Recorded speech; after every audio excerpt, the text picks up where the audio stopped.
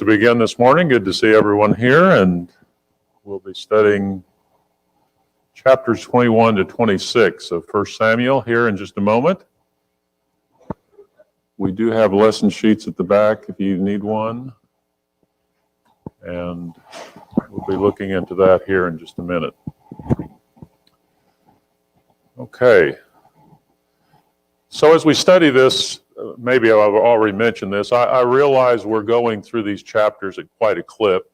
Today is a good example of that. And it's not a verse-by-verse study as such, and trying to keep track of all this. I've always had a trouble with this section, kind of trying to keep one episode clear as far as something else that happened. They seem similar. But again, the idea is to get an overall view of what's going on in 1st and 2nd Samuel. And if we kind of have that structure in place, and maybe you can keep the major portions in mind, then later on when you go back through and read through some of this section, you can slot that into different places and do more study of that. So we're limited in what we can do. Like today, as an example, we've got 6 or 7 chapters. We got about 5 minutes per chapter. There's no way we're going to go through everything in those chapters. But if we just get a general idea of what's going on, I think that kind of sets us up for future study. Okay, let's bow and have a word of prayer before we begin. Father, we're grateful to you for our lives, for our health, for our well-being. We're grateful that we can be here this morning. And we're also thankful that we can share this with others who are able to listen in. We pray, Father, that you'll bless us as we study through your word this morning. We're so thankful for this narrative, this history of your people and how you guided them and how you chose your plan and enacted it. We pray that we will learn lessons about the character of David and Saul and others, and that we can apply these lessons to our lives. Please bless us, bless the other classes who are studying, and be with those who are unable to be with us today. This is our prayer in Jesus' name. Amen. Okay, I know you'd be disappointed if we didn't have a review, so let's do our review here. We're going to look at chapters 21 to 26 today, but let's go back and think about, who said what last time, and maybe think about those events again. What about number 1? For the Lord sees not as man sees. Man looks on the outward appearance, but the Lord looks on the heart. This is kind of a tricky one. Yeah, the Lord said it. So this is kind of an editorial comment. He said it about himself. The Lord sees. And he's telling Samuel, this is how I choose. I'm not looking on the outward appearance. I'm looking on the inward man. All right, who said, choose a man for yourselves and let him come down to me? Yeah, Goliath was boasting, and he wanted to have a one-on-one battle. And so that's what David heard when he went to the battlefront. All right, then who said, the Lord who delivered me from the paw of the lion and the paw of the bear will deliver me from the hand of this Philistine? That's a tough one, isn't it? Okay, so you've got this confrontation between David and Goliath, and it's a great battle that David wins here. In fact, number 4, I cannot go with these, for I have not tested them. David says that. And what does he say that about? Saul's armor that he tries on, and he says, look, this isn't going to do for me. But if you think about that whole confrontation between David and Goliath, it's really more a description of David and who? It's really about David and Saul. Where is Saul during this confrontation?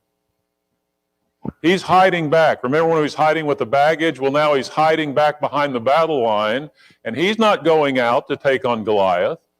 And here's a lesson in, okay, Saul's a great king because he's head and shoulders above everybody else. Well, guess how tall Goliath is?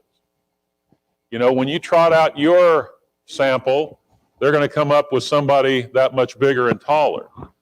But Saul's not going out there to fight him, and he's really glad for David to go out there and take the battle on, although he doesn't probably think he has much of a chance. And so the contrast is between David's faith in God that he's going to do what he's done before, and Saul's lack of faith in God. So yeah, this is David and Goliath, but behind the scenes, it's David and Saul. And Saul lacks faith in God, whereas David has a confidence in God. So who said Saul has struck down his thousands and David his 10,000s? These are the women that are rejoicing as they come back in from battle. And how does Saul feel about that? He's not too happy about that admiration for David. And so he begins to eye David from that day forward, it says. He's filled with jealousy. Who said, number 6, he said to me, let me go, why should I kill you? Remember who said that? Somebody that helped David get away when Saul was after him? It was his wife, Michal. Remember, she hid, made it look like he was in the bed. And then when Saul came and said, why did you help him? She said, and we don't know that David said this, but she said, oh, well, he was going to kill me if I didn't let him go. All right, number 7, if I am still alive, show me the steadfast love of the Lord that I may not die. One of the other characters in the events last week that we haven't mentioned yet. Jonathan, okay? So Jonathan and David kind of joined at the hip in terms of their attitude. We said, like David, Jonathan is someone who has confidence in God. He has confidence that David's going to be the next king. And he asked for David's trust and loyalty if he does become king. And at some point, he's kind of assuming he may be around there to be second in command. But he's willing to give his command as heir over to David because he sees that the die is cast for David. Okay, so those introduce some of the things that we talked about last week. So let's go on and take a look at events today. So we're going to be looking at David and Himmelek, this episode in chapter 21, and then David at the cave of Adullam, and Saul's plotting against him. And really chapters 22 and 23 are all about Saul's out to get David, chasing him all over the wilderness.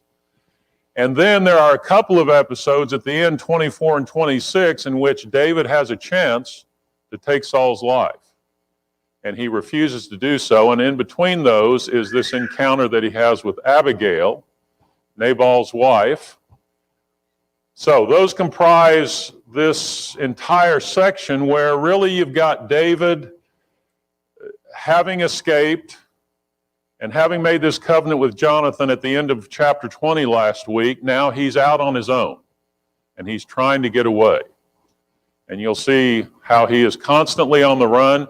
Some of the Psalms that we read are possibly from this period of time when David's a fugitive and he's trying to escape.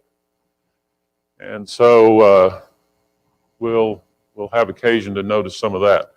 So let's think about David and Himmelek. And I've tried to put this on a map here. I think I said last week, I don't expect you to memorize this geography, but maybe the more we look at it, we kind of get a fix for how things are situated. So running north and south through Palestine, you've got what? What did we say? Mountain range, right down through the middle. Jerusalem's up in the mountains. And then it sort of slopes off to the left there, down toward the coast where the Philistines are.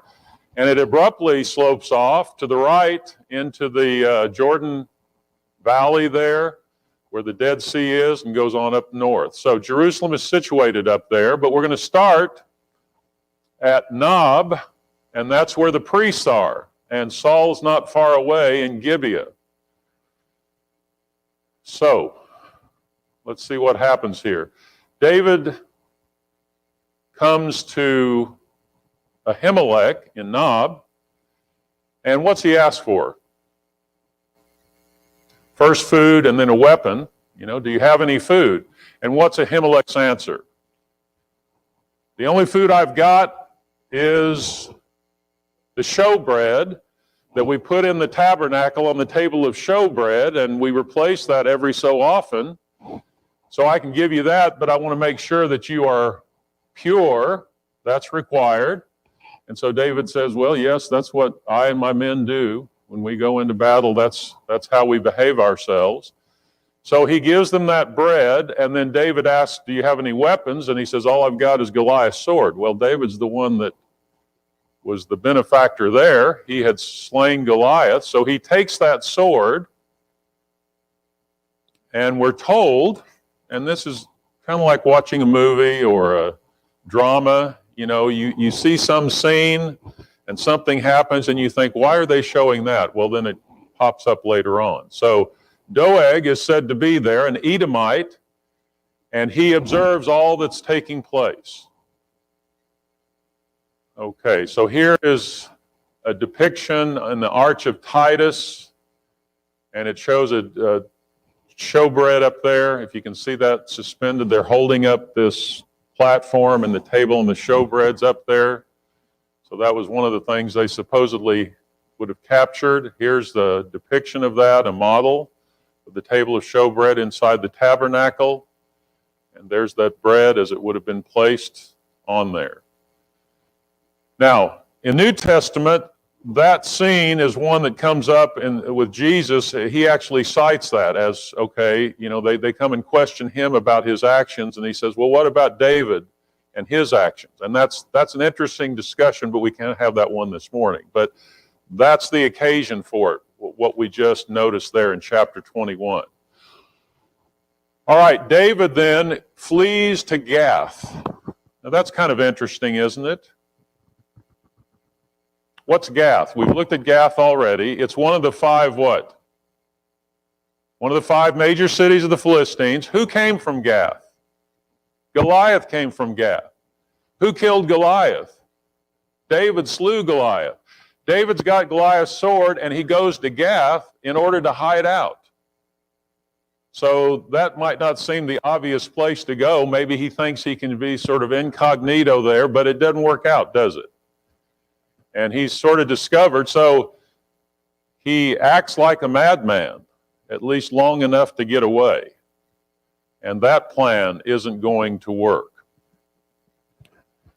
All right, so he feigns madness. Here's the city of Gath. I think we've looked at that before. I think it's down there on the bottom part of the screen. So that is west of where David is in Bethlehem and some other places. All right, so David decides to go to this cave at Adullam, which is not all that far away from Gath, up there in the hills. And interestingly, I don't know if you can tell, there's that little shape of that curve. That's the Valley of Elah that we talked about last week, where the battle between Goliath and the Philistines took place. So it's in that vicinity. And he attracts kind of the disgruntled people, doesn't he? Those who are in distress, those who are in debt, those who are bitter. So here's David, a fugitive, but there are some others like him that apparently don't like what's going on as far as Saul is concerned. And so here is Adullam. I don't know if you remember, those of you who have been here for a while, Farrell came back from one of his travels over there and got to go and visit this site and had quite a few slides. These are not his slides, but and I don't remember all that he said about that, but he kind of focused in on this area. So we do know where that area is. Here's the top of that hill, and here are some caves that are in the side of that hill, and probably wasn't built up like this when David was hiding out there, but that kind of leads into the caves that are there. And so that's where Farrell had visited and told us about those events there. So I don't know that those are the only caves, but some of the caves that exist up on that hill. And that's true of a lot of that land, as we'll see maybe at least one other occasion here as we go along. And so during this time, he takes his parents over into Moab, and I'll show you what that journey might kind of look like over on the other side across the Dead Sea. And this is looking from, where is that? I don't know where we are on this side, but that's looking across to Moab, and that's down at the southern portion of the Dead Sea, the route that they might have taken. And then there is Moab with some of the pasture land. You know, we read about Ruth going to Moab, and so that's a part of that history. Why would he take his parents over to Moab? They just wanted to go do some sightseeing, so he decided to take them out. Yeah, okay, so here they're at risk because Saul's after him, so who's Saul going to go after possibly as well? Well, members of his family.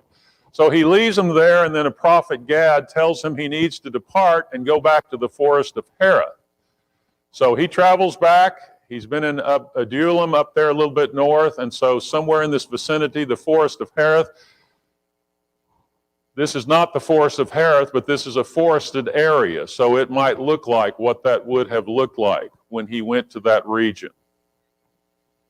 And so Saul is back up in Gibeah, and he's trying to figure out how to get David. All right? So here's David down in the south, and we were up there a moment ago up in Nob. So Saul's up in Gibeah, kind of plotting. He's under a tamarisk tree, it says. That's a picture of a tamarisk tree.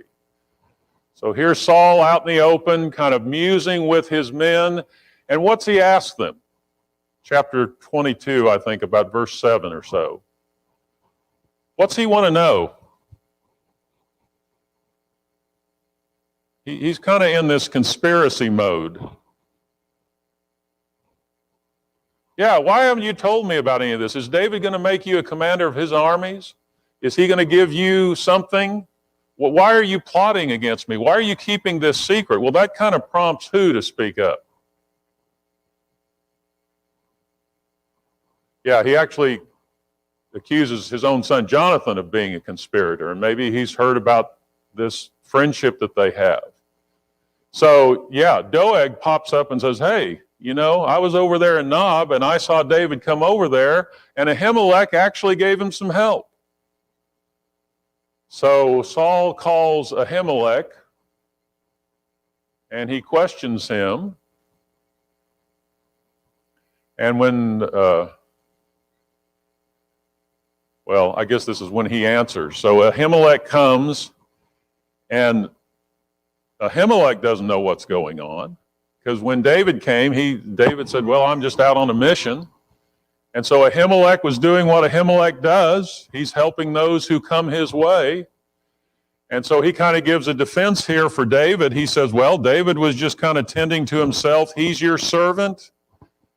You don't need to impute anything. I didn't know anything about anything that was going on. And so what's Saul's verdict? Yeah, you're going to die, Himmelek. You shouldn't have been of any help or influence or whatever it was. And so Saul says to his men, okay, go ahead, kill them. And they refuse to do it. Why would they refuse? Who are these men? They're the priests of God. And so Saul's just ordering them killed, and no one's willing to take up the sword and do it except for Doeg. Okay? And so he wipes them out almost entirely except for one that escapes. Who is it? Abiathar. Okay, they're at the end of chapter 22. So Abiathar escapes, he flees to David, and he tells him what Saul has done and that Doeg had executed them, and here's a kind of an artist's depiction of them being slaughtered. And David's response is, I saw him that day, and I thought he might do something. And so I've really failed in that respect, but I promise that I will protect you. Don't be afraid. With me, you'll be in safekeeping. Okay, so that's through chapter 22. Any comments about any of those events? Yeah, George?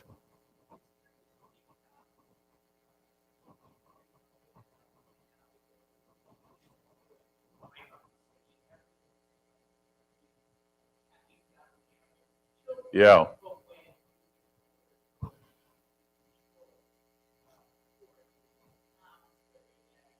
What a great point. I mean, here he is wiping out to the minutest detail everything around.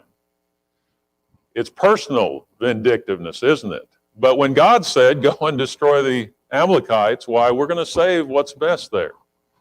So kind of a double standard there. And yeah, that's some of what you see there. Okay, any other comments? Well, the hunt continues. And so here is David with his men in the forest of Hereth. And they find out that the Philistines are coming in to attack this city of Keilah. And so David inquires from God, do you want me to go up there? And do you want me to defend these people? In fact, he does that a second time because it says his men are kind of concerned, should we go on up there and take on the Philistines? We're just a small group of people. So here is that Tel, the place where that would have been.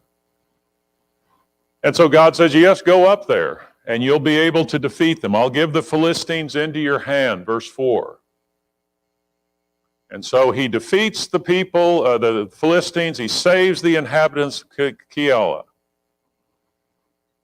And what does that result in?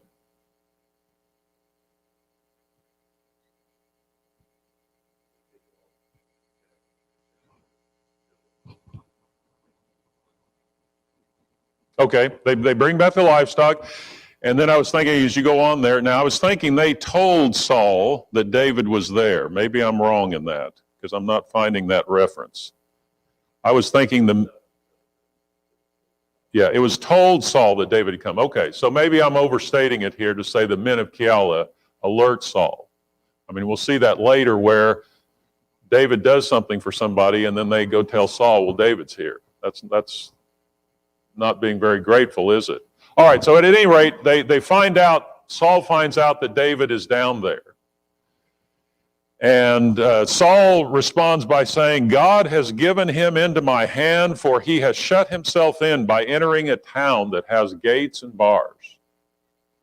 So here is not that gate. And a lot of these photos are like that. You read of something that's mentioned, and then you see pictures of that kind of a thing that was from that time.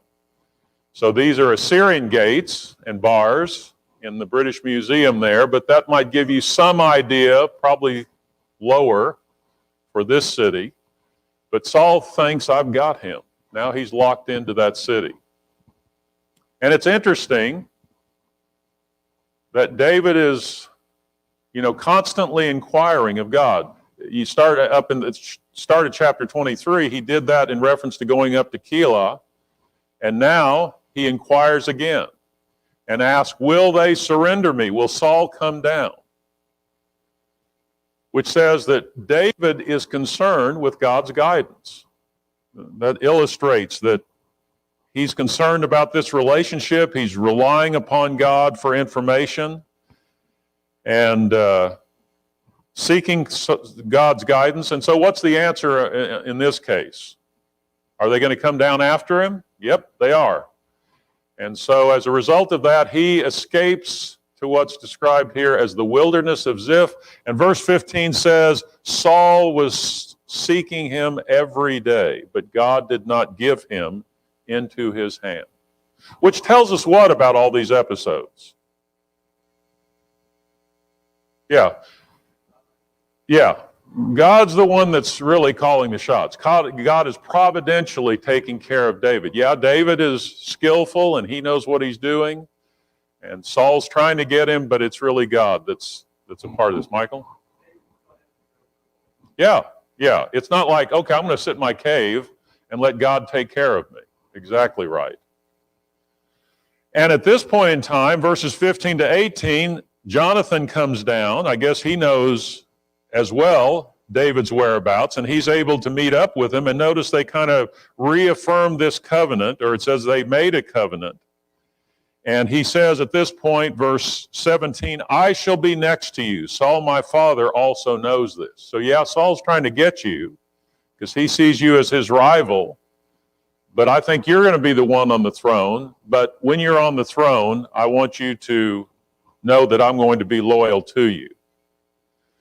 And then in verse 19, the Ziphites come along and they say, well, Saul, did you know that David is hiding amongst us. So David and his men have made their way down a little further south, and his location is known, and they make that known to Saul. And so they say, why don't you come down, and we'll surrender him into your hand. And so what does Saul tell them on this occasion? I mean, he's seemed willing before to go out after David, but this time he says, well, why don't you go back and you find out just where he is? Because this David is kind of a cunning fellow. And he finds places to hide, and he's kind of elusive. So here's this wilderness area of Ziph. You know, you get a little bit of a picture of the layout of the land, some hills among things there. Here where the area of Ziph itself would have been, and then there was a surrounding wilderness there. So he wants to know exactly where he is. He says, you know, he's good at this. He knows where to hide. So here's another picture of a cave and a place like this that would make a good hiding place if you were trying to hide out in the wilderness. All right, so it tracks him down to this wilderness of Maon. And ultimately what happens is Saul goes down there to pursue him, and then he finds out that the Philistines are attacking. So he turns back, goes home, and David is able to get free. There is a psalm, Psalm 54, which is attributed to this occasion. And it says this in verses 3 and 4 about those who are opposing him. He says, for strangers have risen against me. Ruthless men seek my life. They do not set God before themselves. So David's kind of feeling like they're out to get me. And people are willing to turn around and, you know, give me up. But he says, verse 4, behold, God is my helper. The Lord is the upholder of my life. He will return the evil to my enemies, and your faithfulness put an end to them.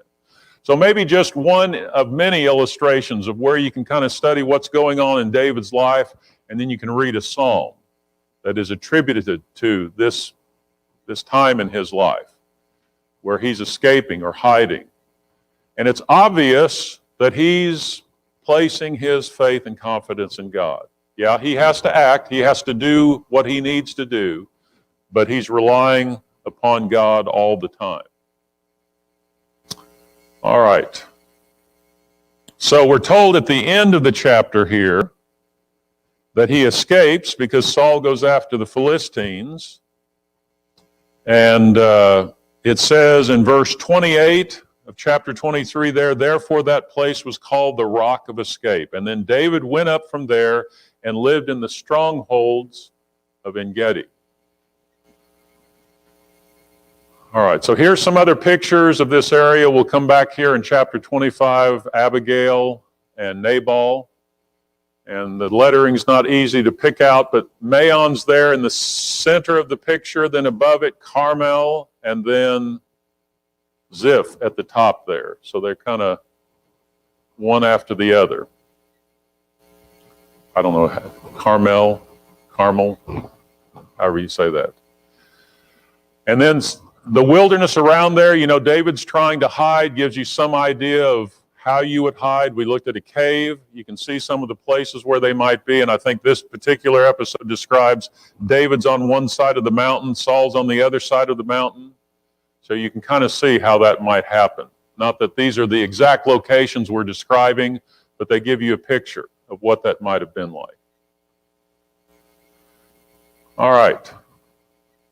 So David goes over to En-gedi. En-gedi is right there on the coast of the Dead Sea, and it's kind of like a little oasis there. It's a watering place. In fact, it's described at the start of chapter 24. It says, he went to seek David and his men in front of the wild goats' rocks, and he came to the sheepfolds by the way, where there was a cave. So this would have been a place out in, looks like a fairly dry and arid place, certainly next to the Dead Sea, but a place where you might have been able to water your your flocks, whatever. Okay, so a few photos there of what En-Gedi would have looked like. And that's the place where David has this first opportunity to get Saul. So Saul comes in the cave, David, his men are in the cave, and what do his men want him to do? Why, here's the chance you've been waiting for. Why, he's a sitting duck, you can take his life right now and end it all. And David is tempted, he cuts off a piece of his robe. But then what seems to take over? What's his attitude? Yeah, I can't act against the Lord's anointed. And so I'm not going to do this. And so he allows Saul to escape and leave the cave. And then he calls out to him. And it's kind of interesting here because David has this attitude and this loyalty towards Saul. But what's his loyalty based in? Here's a human king, but why does he honor this human king? What's the key to that? But God's the one in charge. So here's divine authority that has placed that authority on Saul as king. And so David is recognizing this human authority because it comes from God. Anything relevant there for us? What do? We recognize human authority, don't we? Romans 13, 1 Peter chapter 2. Why do we do that? Because these are the greatest rulers that have ever been chosen, and they're flawless, perfect individuals. Anybody have a comment there? Yeah, Jacob?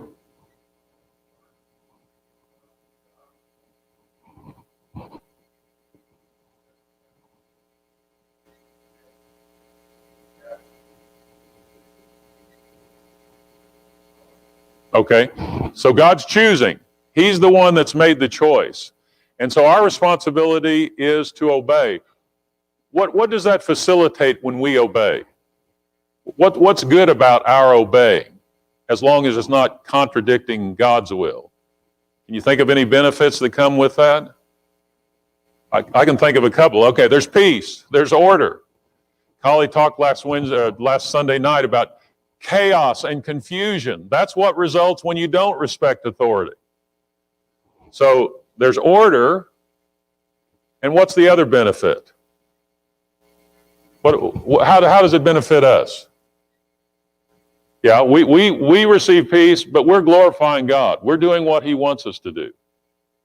Okay? So David does that here, and we can understand that principle, and it's a helpful principle, isn't it? Okay, so he gives Saul evidence. He says, see, I've got this part of your robe. I haven't sinned against you, but you're out here hunting my life. And it's God who's going to take care of things. He places his confidence in God. So he asks for the Lord's help in delivering him. And Saul on this occasion makes a confession, doesn't he? And we'd seen that previously. So here he says, he cries out and he says, you're more righteous than I am. And I was trying to do evil to you, but you repaid me with good. Does that remind you of a passage? What's Paul say in Romans 12 at the end of his list of all these things you're supposed to do? Don't repay evil for evil, but rather good for evil. Okay? So, Saul recognizes that's what David's doing. And so he asks for the Lord to reward him. And he says, you're going to be the king. So, Saul seems to be back and forth about this. He seems to be in two minds sometimes. I guess when he's confronted with this proof, why he's willing to acknowledge what's happening. But then as soon as he turns away, it seems like he goes right back to what he's been doing before. Not really true repentance. And he pleads with David, don't cut off my offspring or destroy my name, which, as we said last time, could typically be what the next king's going to do, is kind of wipe out everything that's gone before. Okay, chapter 25. Here's another encounter, but this one's not with Saul. This one is with Nabal. And this takes place back in that area that we had just noticed. Maon and Carmel, and Ziph is right above that. So that's that same picture we looked at a moment ago. So who is Nabal?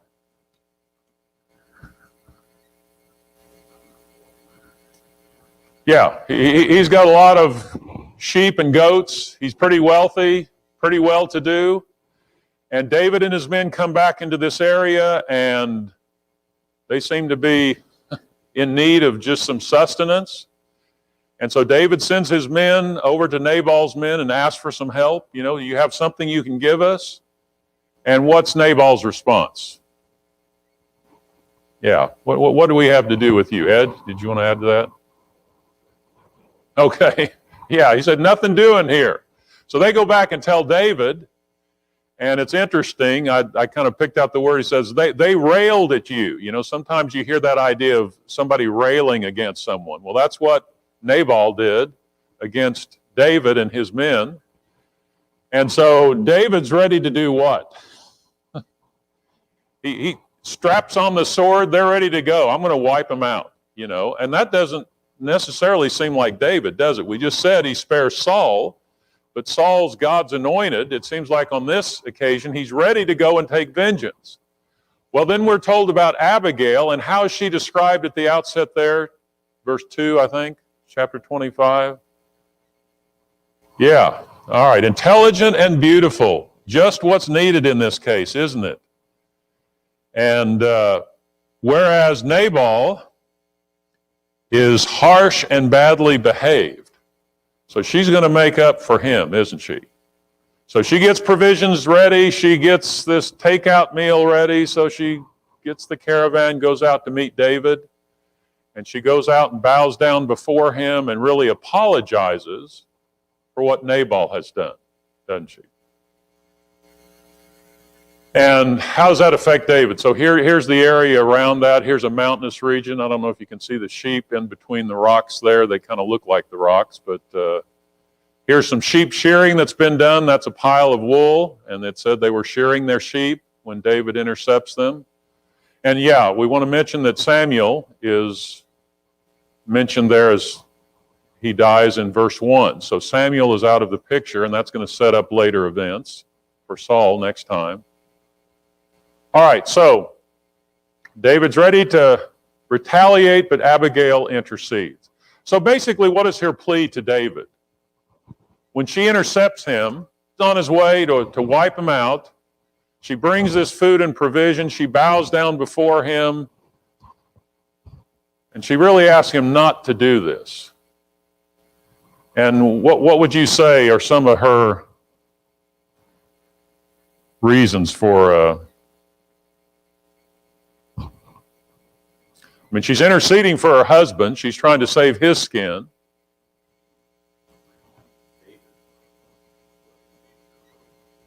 Okay. Isn't it good sometimes when you're in the heat of something and maybe you're just reacting in an emotional way for someone to just kind of pull you aside and say, hey, stop. You need to think this through. Maybe someone who's, well, this person is personally involved, but someone who can see things and kind of make you take stock of what's taking place. And that's what she does. Michael? Okay. Yeah. Okay. So she's the perfect one to step in and say, yeah, I know what you're up against, but this is what you need to do. And don't do this and bring judgment on yourself. You know, that's not going to end well for you if you act in this way. And she seems to sort of project him as the king. And it's interesting, one of the commentators I read said, you know, it's kind of interesting here that Nabal is another sort of prototype of a Saul, isn't he? He's kind of wealthy, and she'll go back to this feast, and he's having a feast that's like a king. And so he's in control, and he has disdain for David. So kind of interesting how this all plays out. Well, David appreciates what she says, and of course, he ends up taking her for his wife after her husband dies. But verse 32, he says, "Blessed be the Lord, the God of Israel, who sent you this day to meet me. Blessed be your discretion, and blessed be you who have kept me this day from blood guilt and from working salvation with my own hand." So David recognizes the benefit that she has been to him. All right, so she goes back, reports it to her husband, and says he's kind of struck at that point and dies 10 days later. And all of this ends with David taking her as his wife, one of several, as is mentioned at the end of the account there. But, a lot of things that are described in the chapter that help us maybe put some pieces together there. But again, another episode in David's life and a manner in which he reacts. All right, any comments there before we go on? Yeah, Ed?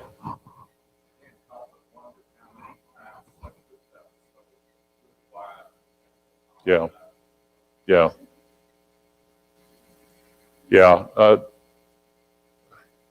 As many as the sand of the sea, probably.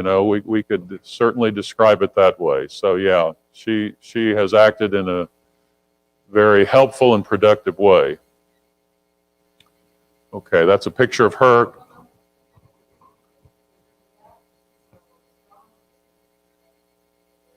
Yeah, whatever his name. Yeah. Yes. Yeah.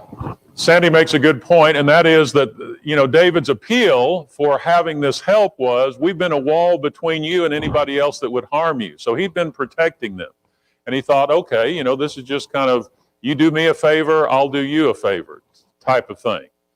And Nabal just dismisses it out of hand, like, no way I'm going to do that. So, yeah, that's all a part of what takes place here. All right, one last chapter. And again, this next incident in which David's going to have another opportunity. The Ziphites go up and tell Saul that David's there. Well, why would they do this? Why would you have people sort of tattling on David? Here they are down south. Saul's up there at Gibeah. And they're going up there and saying, hey, we know where David is. If you'll come with us, you can get him. What's the motivation? I don't know that we're told, but what do you think might be the motivation? Gain favor? Okay. Ed?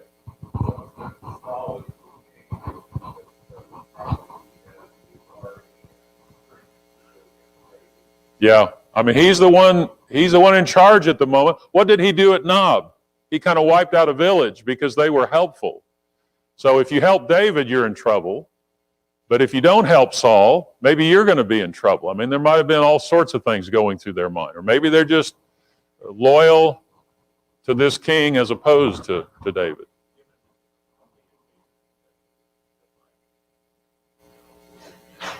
Right?